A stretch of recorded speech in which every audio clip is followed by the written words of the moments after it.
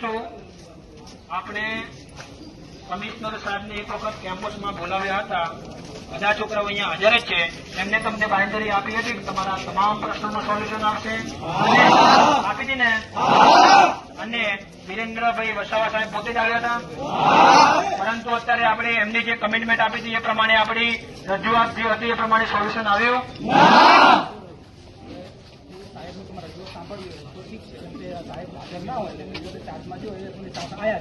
તમારે સહકાર આપવો પડે કે બીજી વાત કરવાનું હોય તો કોણ?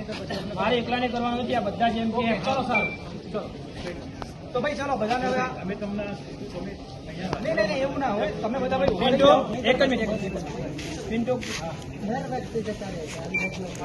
વખતની વાત હોસ્ટેલમાં ખુદ રૂબરૂ આવી કઈ ગયેલા એવું નથી સાહેબ. આ લોકો માત્ર એમને આ લોકો જે છે સાહેબ આ જે અંદર કચેરીમાં બેઠા છે, એક મિનિટ, એ જે કચેરીમાં બેઠા છે એ લોકો અમને સુવિધા ન મળે અને અમારી રજૂઆત સમયસર ન સાંભળે એને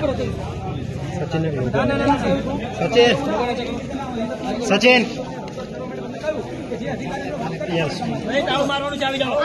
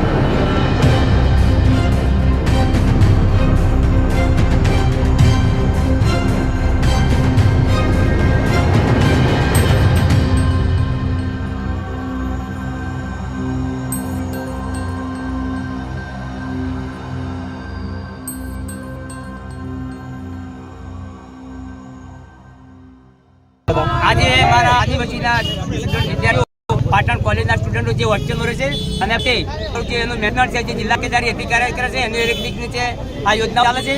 તો અમારા બાળકોને ત્યાં જમવા માટે અપૂરતું મળે છે, અનિયમિત મળે છે અને એટલું જ નહીં પરંતુ એમની સાથે પણ સ્વાસ્થ્ય પણ ચેડા થયા છે. તો એમનો જેનું જે હિસ્ટ્રી બનાવે એના અંદર મરેલા ડેટકા પણ નીકળ્યા છે. અગાઉ આપણે પણ જોયું કે ટ્રેનોના અંદર પણ ડેટકાઓ નીકળતા હોય છે. આજે આ બાબતનો થઈ રહેલો અને મારા વિદ્યાર્થી યુનિયન દ્વારા આજે અહીંયા જલંત કાર્યક્રમ અમારા જિલ્લા તકેદારી અધિકારીને મને વિરોધમાં એનું ધ્યાન દોરવા માટે અમે આવેદનપત્ર આપ્યા હતા. તો અહીંયા આવા વિષયો માટે જે કરવા માટે તો પોલીસ દ્વારા તંત્ર દ્વારા પોલીસનું દમન કર્યું અને અમારા વિદ્યાર્થીઓ એમને કચેરી તરફ સુધી જવા દીધા નથી. અને અમે આજે અમારો અવાજ ઉઠાવવા માટે અને સરકારનું ધ્યાન તંત્ર અમારા આજે વિડીયો એના આવેદનના માધ્યમથી અમે કલેક્ટરશ્રી અને જિલ્લા તકેદારી અધિકારી 3 જિલ્લાઓની તકેદારી છે. તો જિલ્લા તકેદારી અધિકારી, આદિવાસી તકેદારી અધિકારી એટલે બોડી બાપડીનું ખેતર કોઈ પણ જાતની રેત રાખવામાં આવતી નથી. અમારા વિદ્યાર્થીઓને ટાઈમસર સ્કોલરશીપ મળતી નથી, ટાઈમસર જમવાનું મળતું નથી. અમે સમગ્ર ઘટનાને લઈ અને સરકારના કોન ખોલવા માટે ધ્યાન દોરવા માટે અહીંયા આવ્યા હતા. તો અમારા ઉપર આજે તંત્ર દ્વારા જે દમન કરવામાં આવ્યું છે અમને કચેરી દ્વારા સુધી જવા દીધા અને અમારા જે નેતાઓ હતા એમને તાત્કાલિક ધરપકડો કરી અને સરકારની જે જો હુકમી એની તાનાશાહી અમે કરી અને તાત્કાલિક અમારે એમને અમનો અવાજ દેવા લોકશાહીમાં અવાજ દેવા માટે લોકશાહી મારું નામ કાંતિલાલ માજીરા. આજે તાળાબંધી કરવા માટે મારો કાર્યક્રમ હતો. અમે સરકારશ્રીને આ બાબતનો ધ્યાન દોરાતા અધિકારીને કહેવાના હતા કે આવું કેમ બને છે, પરંતુ અમારો આ સરકારની ખુલ્યા એટલા માટે તાત્કાલિક એને અમારી અટકાયત કરી અને અમારા પર દમન ગુજારી અને પોલીસે તાસાઈ અને લોકશાહી હત્યા કરી છે. એટલે આવ્યો હતો અને પાટણના વિદ્યાર્થીઓને ખાવામાં ડેડકા આવે છે અને પછી પેલા અમારા ઈશ્વરભાઈ ડામોરે પેલી 10 વખતે રજૂઆત કરે તો એ છતાં હજુ સરકાર તંત્રે અમારા આદિવાસી વિદ્યાર્થીઓને પેલું ખાવા માટે જમવા માટે સારી સુવિધા જિલ્લા કમિશનરે કોઈ જાતે પાટણ જોવા ગયા હતા તો અધિકારી કોઈને હવકે ફેરથી પાછો ડેડકો આવ્યો ને ઈશ્વરભાઈ ડામોરને સમાજના અગ્રણીઓ શિક્ષકો બધા થઈને